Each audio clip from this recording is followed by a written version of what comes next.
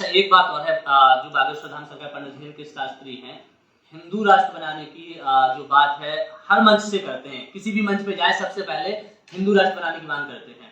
तो हिंदू राष्ट्र बनाने की जरूरत क्यों है? कि मुझे लगता है कि इसका जवाब तो हर एक युवा को और देश को पता होना चाहिए कि आज जो आपने मुझसे पूर्व में बात पूछी कि बहनों के साथ दरिंदगी हो रही है, ये असभ्यता, ये क्या हमारे देश को जब विश्व गुरु कहने की हमारी सरकार एक अलग जगा रही है और उस प्रयास में हम जुटे हैं, तो हिंदू राष्ट्र क्यों नहीं होना चाहिए? इसका नाम ही हिंदुस्तान है। हिंदुस्तान से ही हमारी पहचान है और हम भारत माता को प्रणाम करते हैं। किसको? माँ को प्रणाम करते हैं। लेकिन आज आपने ये देखा होगा, देश में लगातार एक निर्भया जैसा कांड, ऐसे लगातार ये सब कांड होते जा रहे हैं। अगर हिंदू राष्ट्र बनता और ये अगर हिंदू राष्ट्र आज हिंदू राष्ट्र बनने के बाद नहीं होगा क्या ये जो लफ्ज हिंदू राष्ट्र बनने के बाद ये होगा, ये नहीं होगा, सवाल ये नहीं है।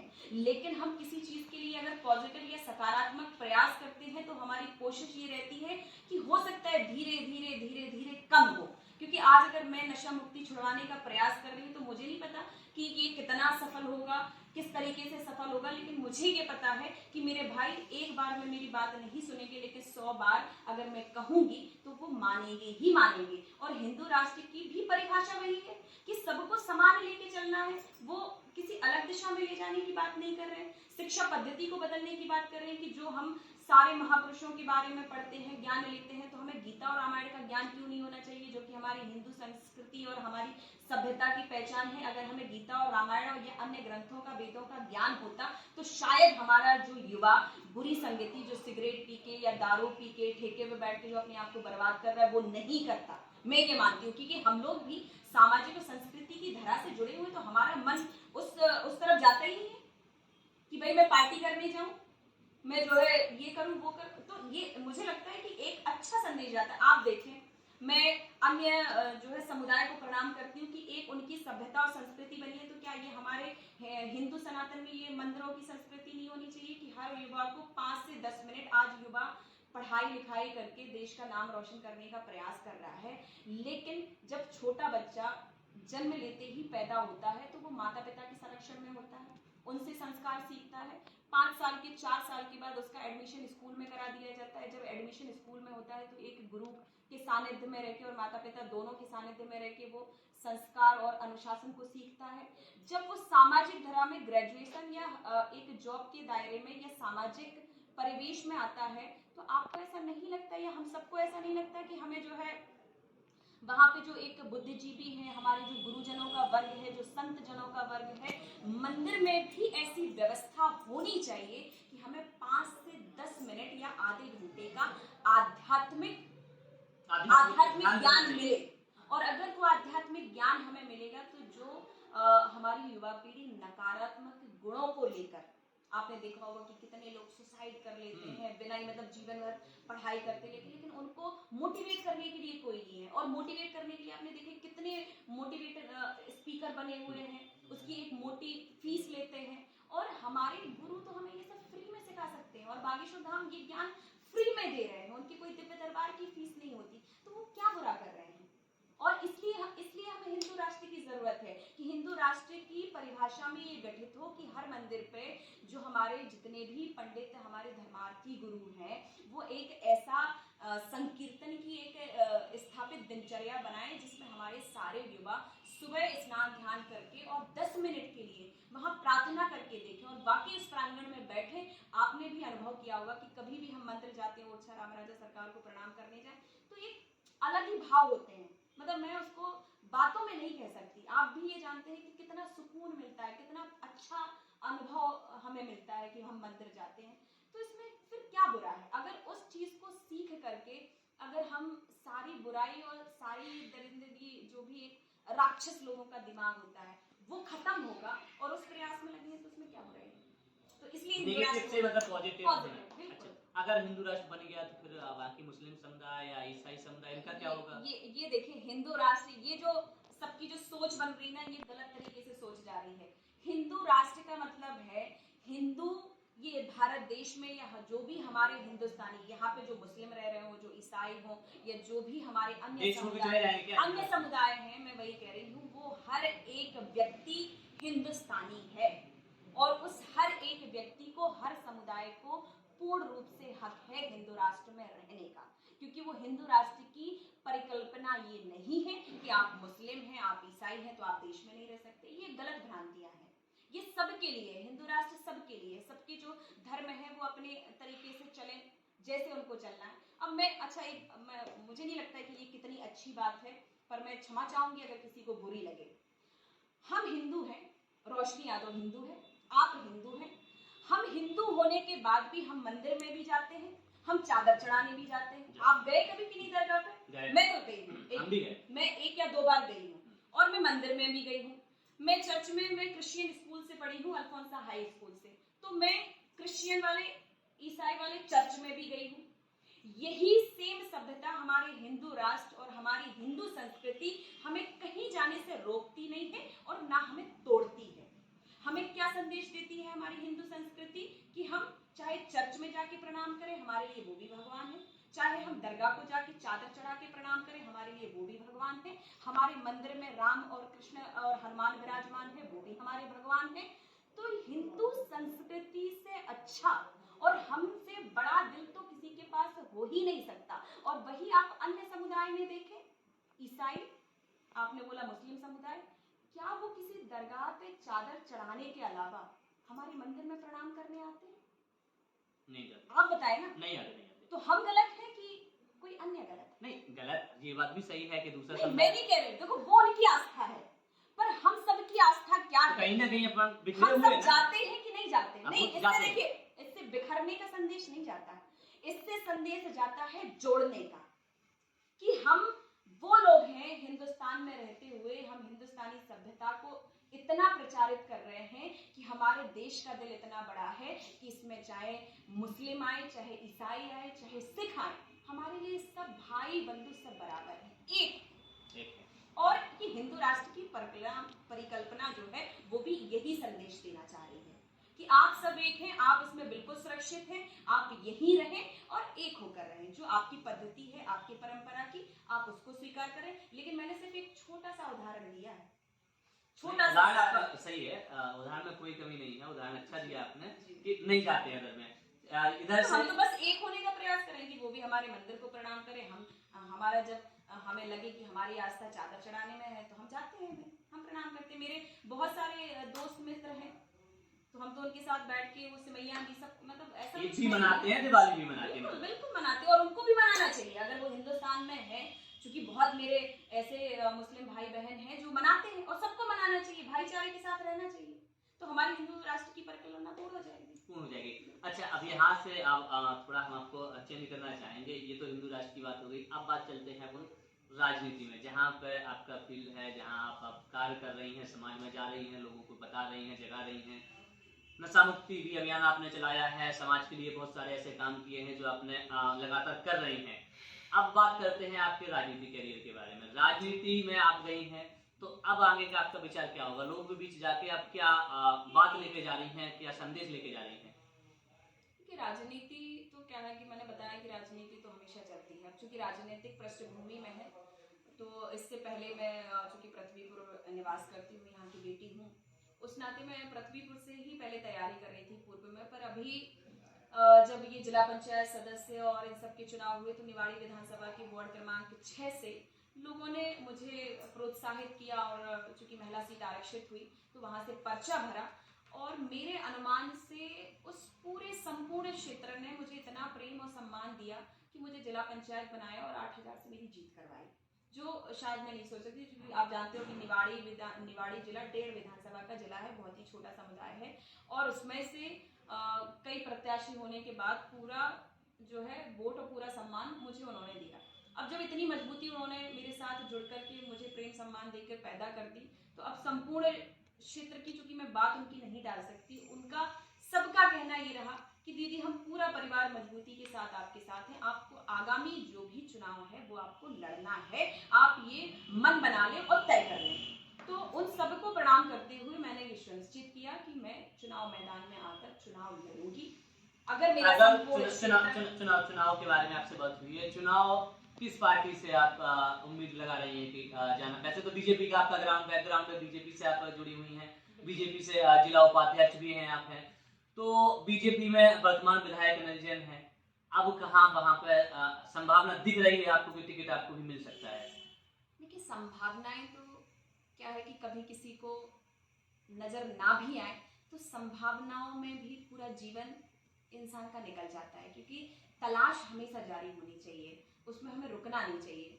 तो संभावनाएं हो या ना हो, पर जो मेरे संपूर्ण क्षेत्र का, मेरे परिवारों का जो मेरे प्रति प्रेम, स्नेह और जो विश्वास है, उस अटूटता, उस डोर के साथ मैं जुड़ी हुई हूँ।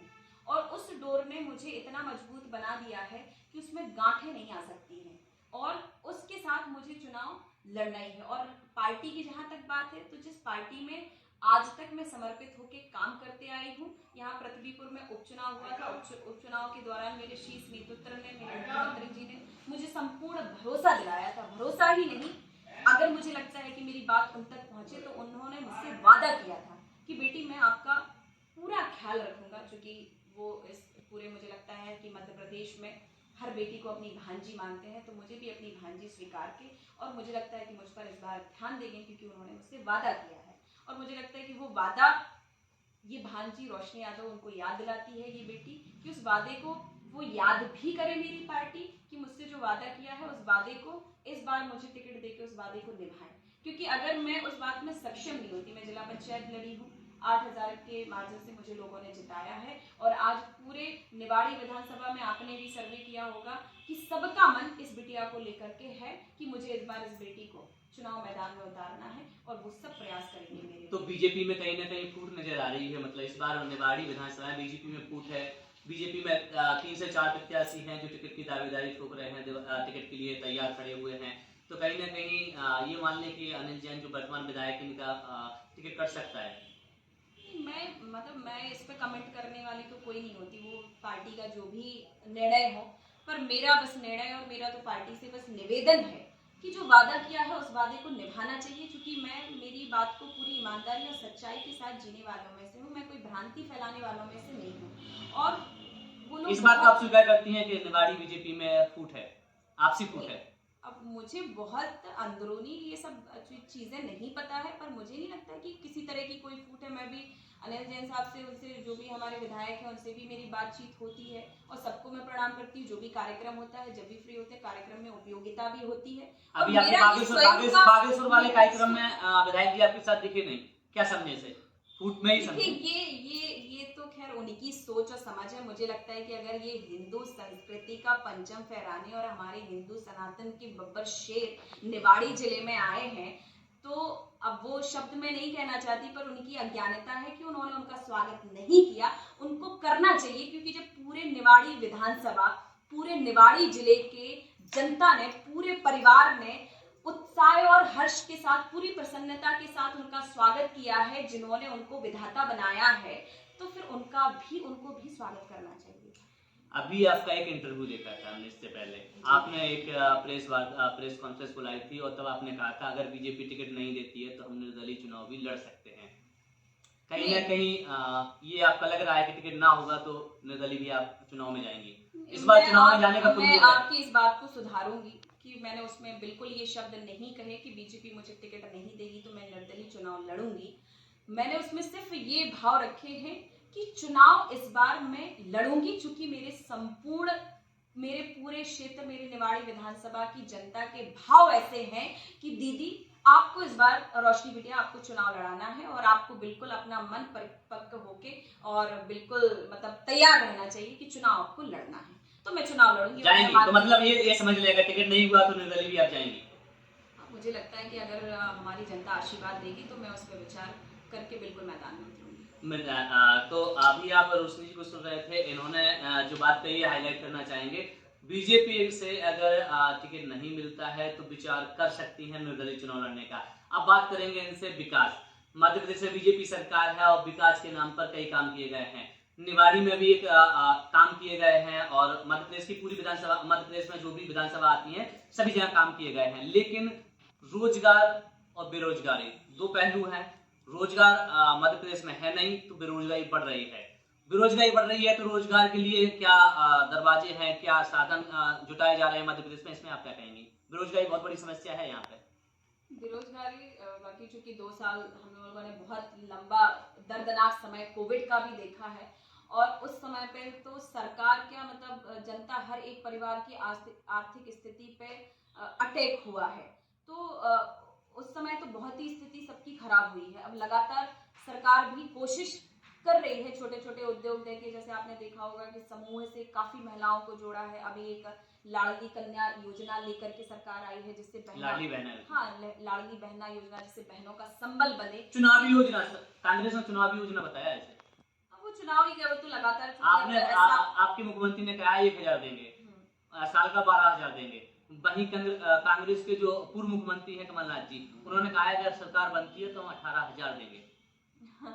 तो क्या ये तो देखिए, जो भी मैं ये मानती हूँ कि मैं महिला सशक्तिकरण की आवाज के साथ हूँ, तो उसमें तो आप क्या समझे, कांग्रेस का सपोर्ट करेंगी आप बहनों के लिए जो अच्छा करें। देखिए, आज मैं और स्पष्ट कर दूं कि चाहे मैं भले ही सरकार में बैठी हूँ, लेकिन अगर सरकारें भी, चाहे सरकार हो चाहे विपक्ष हो, अगर हमारे निवाड़ी जिले की कोई सुध नहीं लेता है तो मैं ऐसे किसी के भी साथ नहीं हूं। मैं मेरी जनता के साथ और मेरे परिवारजनों के साथ हूं, और ये मैं हक से कहूंगी और याद भी दिलाना चाहूंगी पक्ष और विपक्ष दोनों को कि राजनीति बहुत हुई। राजनीति से हटके अगर बुंदेलखंड का सबको ख्याल है तो बुंदेलखंड सबको पता है कि सूखे की मार से हमेशा प्रताड़ित रहता है। यहाँ पे 1 साल तीता तो कहो 4 साल 5 साल के लिए सूखा पड़ जाए, और जब ये सब जानकारी पक्ष विपक्ष दोनों को है तो ये क्यों संज्ञान में नहीं लेते और इतना विलंबित क्यों किया है कि हर किसान के खेत से एक नहर निकल जाती। यहाँ से भी बड़े बड़े नेता, मुख्यमंत्री या मंत्री और केंद्रीय मंत्रियों के ओहदों पे रहे हैं और गए भी हैं, आज भी हैं।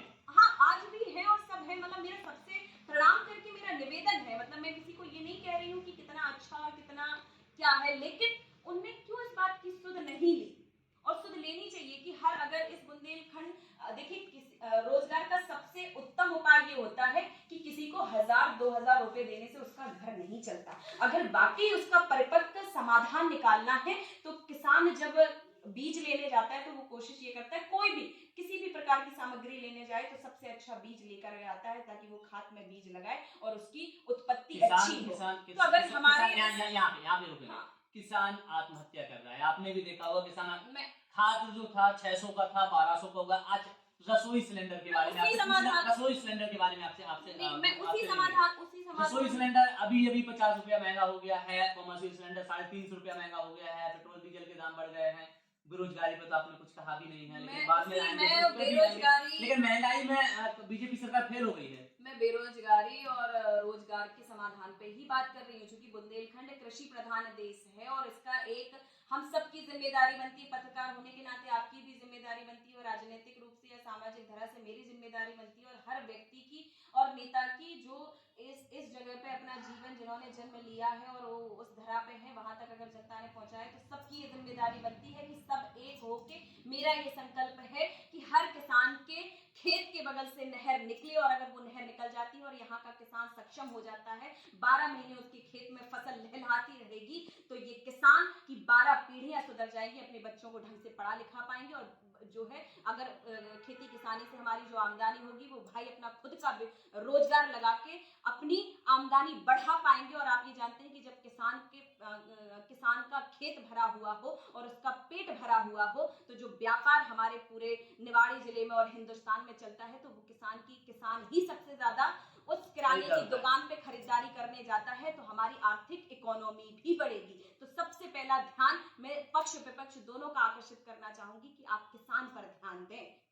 तो हमें ये रोजगार और ये सब चीजें जो है ये जुटाने की आवश्यकता नहीं होती, एक नेता का विजन होता है कि आज अगर मैं निवाड़ी विधानसभा या कहीं पर भी पूरी जनता विश्वास के साथ मुझे बनाएगी तो ये मेरी पहली पहल होगी कि मैं कैसे देश से या अन्य प्रदेशों से मैं कैसे अपने क्षेत्र में रोजगार लाने का साहस जुटाऊं, मैं प्रयास करूं। ये स्वयं का प्रयास होता है। देखिए, सरकार पर निर्भर होकर हम नहीं बैठ सकते, ये हमारे खुद का स्टाइल और खुद का विजन होता है, खुद की पावर ऑफ अटर्नी होती है कि हम अपनी हम कैसे मैनेज करेंगे। इसलिए तो भाई जनता हमें चुनती है, नहीं तो वो खुद सब जाके नहीं अपनी सदन में बात रख सकते हैं। तो बेरोजगार महंगाई के बारे में आप क्या कहेंगे? सिलेंडर बढ़ा है, पेट्रोल बढ़ा है, डीजल बढ़ रहा है, हर चीज बढ़ रही है। महंगाई बीजेपी फेल हो गई है क्या महंगाई के मुद्दे में?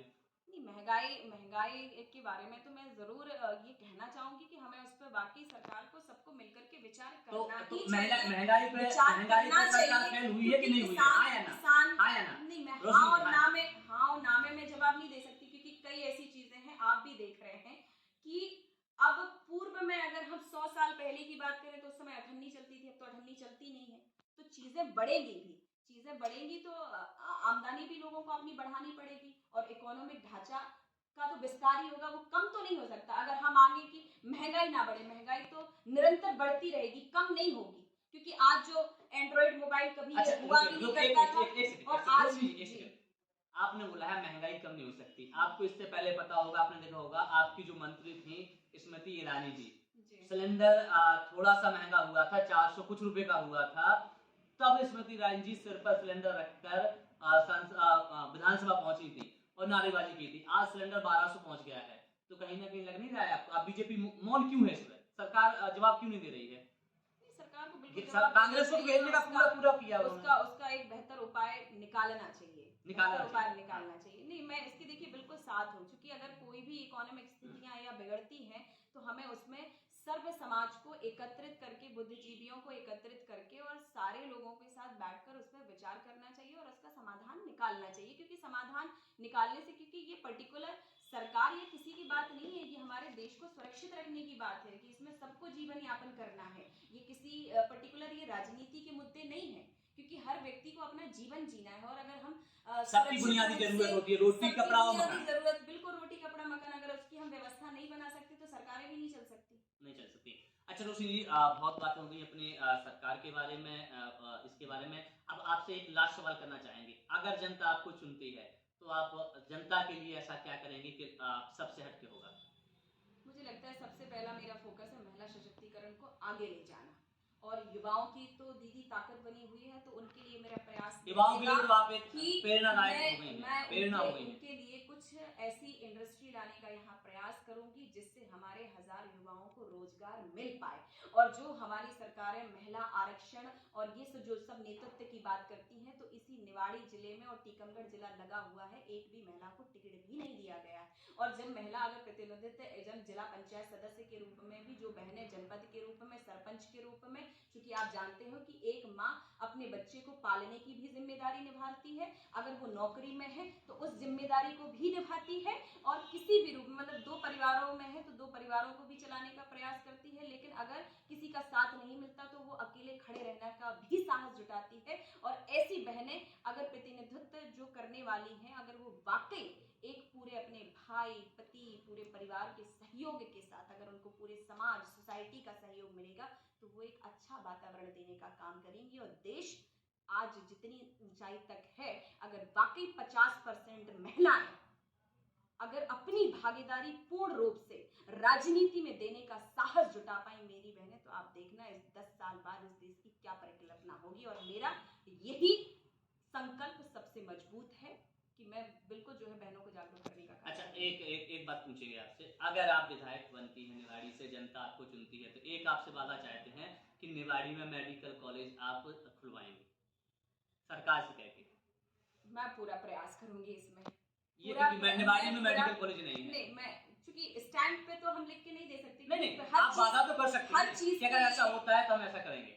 नहीं, देखिए वादे तो क्या है कि बहुत लोग करते हैं, और मैं उन नेताओं में से तो बिल्कुल आपका वादा जनता अभी आपके मैं वादे बिल्कुल को स्पष्ट कर दूं, ये मेडिकल तो एक बात है, मैं तो निवाड़ी जिले के लिए क्या क्या मैंने सोचा है और वो मैं करके दिखाऊंगी, और वो आपको जमीन पे दिखेगा, हकीकत जमीन पे। मेडिकल नहीं, यहाँ पे कॉलेज की बहुत अच्छी बेहतर व्यवस्था नहीं है, तो उसके लिए मैं स्वयं प्रयास कर रही हूँ कि एक बेहतर कॉलेज हमारे युवाओं को यहाँ मिले, वो पढ़े भी और उससे कई लोगों को रोजगार भी मिले। ये मेरी खुद की सोच है। और छोटे छोटी इंडस्ट्री हम यहाँ लगा के कैसे इस निवाड़ी जिले को और अच्छा, क्योंकि इस निवाड़ी जिले में चूंकि नया बना है तो बहुत सारी होने जैसी चीजें हैं, बहुत सारी होने जैसी चीजें हैं। और एक इतनी अच्छी चीज हो गई कि ओरछा रामराजा नगरी हमारे यहाँ विराजित है। हाँ, तो उसको भी हम एक अच्छा पर्यटन के रूप में और अच्छा स्वरूप देने का काम करेंगे कि जो नजदीक में जो गांव वहां से जुड़े हुए हैं, कनेक्टिविटी है, रोजगार मिल जाएगा, उनको भी रोजगार मिले। जैसे अश्रु माता है, एक स्थल बना है, तो स्थल पे वहां पे कम से कम 50 से 100 दुकानें स्थापित हैं।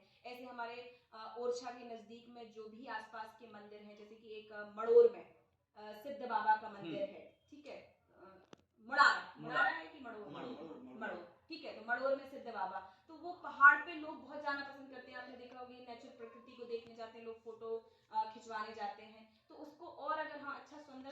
करेंगे। देते थोड़ा सा सुरक्षा भी बढ़ा दे तो फॉरेनर्स उसको भी विजिट करें। जैसे लाड़पुरा है, लाड़पुरा एक पर्यटन लाड़पुरा उसमें है, जुड़ गया है। अपना, तो ऐसी जो कुड़ार है। नजदीक चीजें हैं, कुड़ार है तो कम से कम ओरछा में आए तो गढ़कुड़ार के भी दर्शन करने जाए, वहां पे भी जाए, गिद्धवासिनी माता है। ठीक है, गिद्धवासिनी जाए, अछरू माता आए। तो ऐसे हम चीजों को बढ़ा सकते हैं, लेकिन हमें उसके लिए लगकर मतलब सरकारों का विषय अलग है, लेकिन यहाँ की एक युवा एक बात मान लें तो निवाड़ी के लिए आपने एक रूपरेखा तैयार करके अपने अंदर रख ली है। हाँ, नहीं मैं बिल्कुल भाई, अब जब मैदान में आ रही हूँ तो मुझे उनसे कुछ वादे भी करने हैं और उनको करके दिखाना भी है कि रोशनी यादव आपकी बेटी और बहन आपके बीच में आती है तो आपकी उम्मीदों को वाकई सपनों में नहीं, उसको हकीकत धरातल पर लेके हकीकत धरातल में करके दिखाऊंगी। जी। तो अभी आप सुन रहे थे रोशनी यादव जी को, जिन्होंने निवाड़ी के विकास के बारे में भी बात की, बागेश्वर धाम सरकार के बारे में भी बात की, और यहाँ से लेकर महिला सशक्तिकरण के लिए बात की, नशा मुक्ति के लिए बात की। तो ऐसी बहुत सी बातें हैं, ऐसे बहुत से सवाल हैं जो रोशनी यादव जी से हमने किए हैं और जिनका उन्होंने अपने हिसाब से अच्छे से जवाब दिया है। अगर आपको ये वीडियो अच्छा लगता है तो लाइक करिए, कमेंट करिए और चैनल को सब्सक्राइब करिए। और अगर रोशनी यादव से आप जुड़ना चाहते हैं, उनके ऑफिशियल पेज पे जाइए, फेसबुक पेज पे जाइए, वहां जाकर उन्हें फॉलो करिए और देखिए कि विधानसभा में क्या काम हो रहा है, कहाँ क्या हो रहा है, सारी जानकारी आपको वहां से मिलती रहेंगी। कैमरा मैन जितेंद्र के साथ दीपन ठाकुर की रिपोर्ट।